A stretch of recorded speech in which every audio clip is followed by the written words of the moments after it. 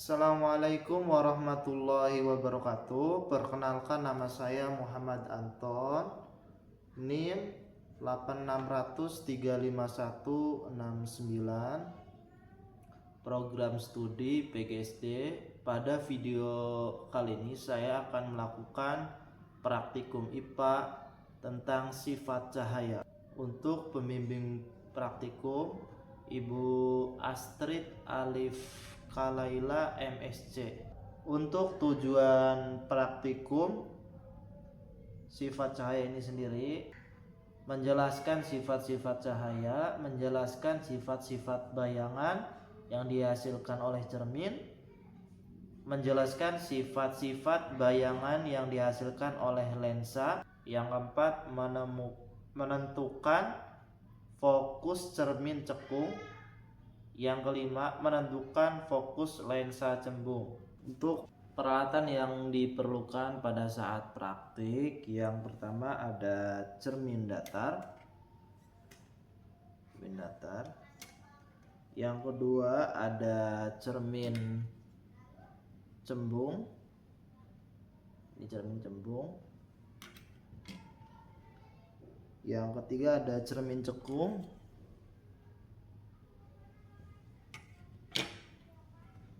Yang keempat ada lampu senter. Yang kelima ada busur. Yang kelima ada busur. Yang keenam ada kertas putih. Yang ketujuh ada lilin. Yang selanjutnya ada celah cahaya. Ini celah cahaya menggunakan sisir. Untuk percobaan pertama, pemantulan cahaya pada cermin datar.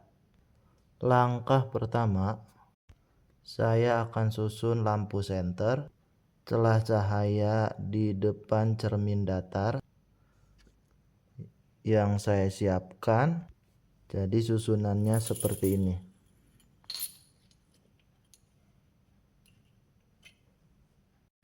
Langkah kedua, saya akan menyalakan lampu.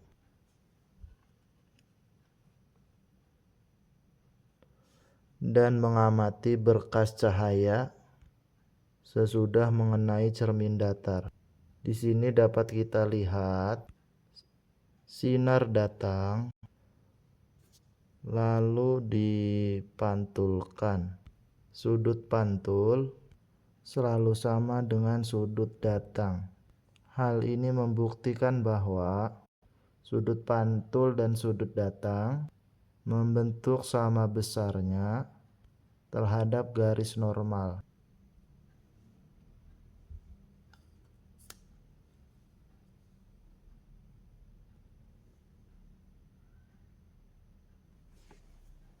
Jadi kesimpulannya sudut I sama dengan sudut R. Percobaan selanjutnya saya akan membuktikan bunyi hukum Snellius dapat dilihat ketika sudut datang besarnya 60 derajat, maka sudut pantul besarnya juga 60 derajat.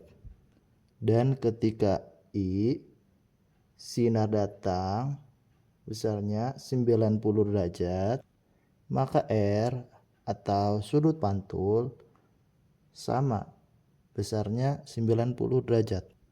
Ketika I sinar datang besarnya 30 derajat, maka sudut pantul atau R itu 30 derajat besarnya. Ketika sinar datang I besarnya 60 derajat, maka sinar pantul R besarnya juga 60 derajat. Percobaan selanjutnya saya akan meletakkan benda. Dalam hal ini saya akan menggunakan lilin.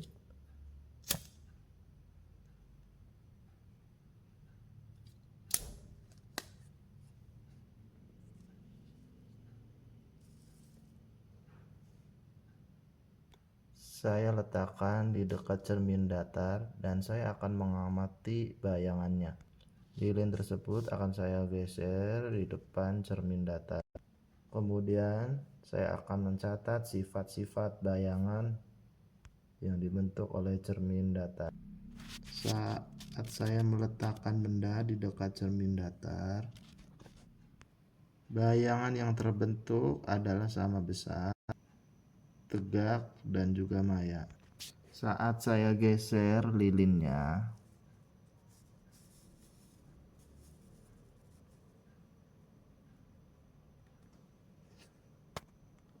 bayangannya pun ikut bergeser sesuai dengan arahan saya.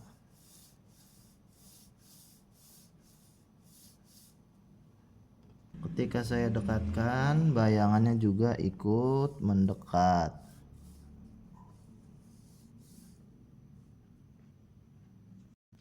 Ketika saya jauhkan, bayangannya pun ikut menjauh.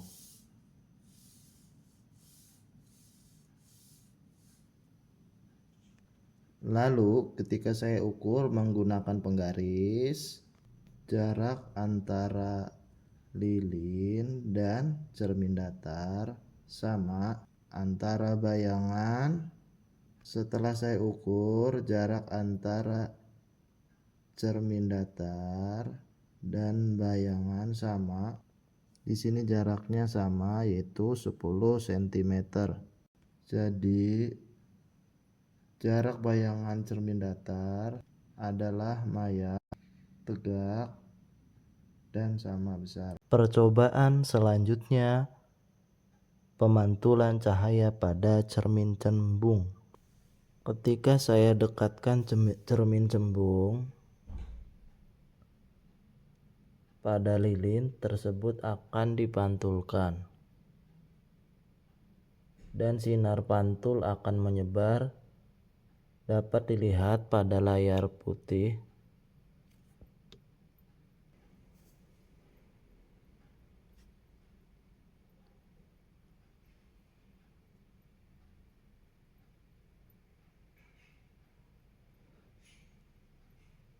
Ini cahaya menyebar, lalu ketika saya jauhkan cermin cembung, cahayanya menyebar makin luas. Jadi sifat cahaya bayangan cermin cembung adalah maya, tegak, dan diperkecil. Percobaan selanjutnya menggunakan cermin cekung. Ketika saya dekatkan cermin cekung di depan lilin,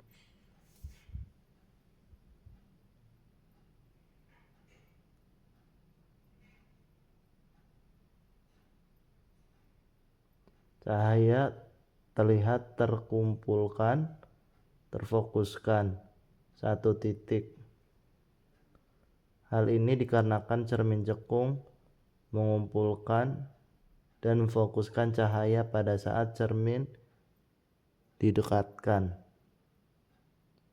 Sifat bayangan terbentuk adalah maya, tegak, diperbesar. Saat cermin dijauhkan, cahaya terbentuk adalah nyata, terbalik, diperkecil. Kemudian saat cermin cekung di tengah,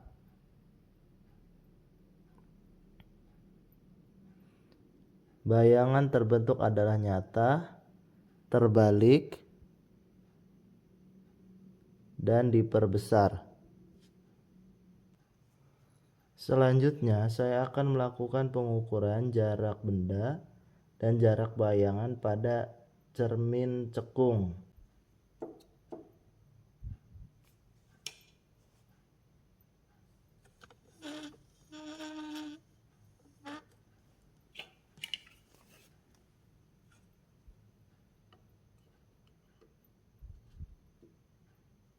Untuk pengukuran pertama antara jarak bayangan dengan lilin, yaitu 10 cm. Sedangkan jarak lilin dengan cermin yaitu 5 cm. Pada pengukuran kedua, saya telah mengubah jarak lilin. Saya ukur jarak bayangan dengan lilin yaitu 12 cm.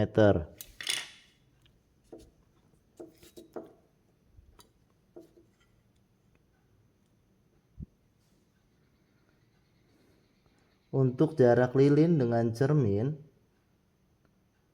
saat saya ukur jaraknya 6 cm.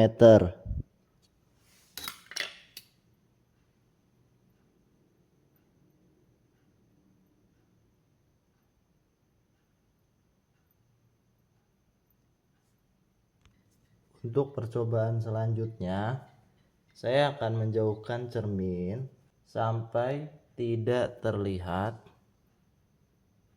atau tidak tampak di layar. Lalu saya ukur berapa jarak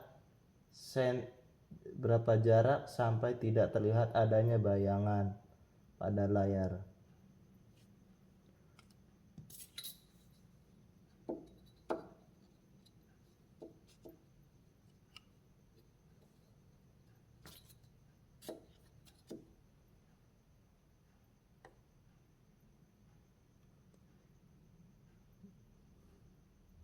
Di sini terlihat jaraknya 30 cm.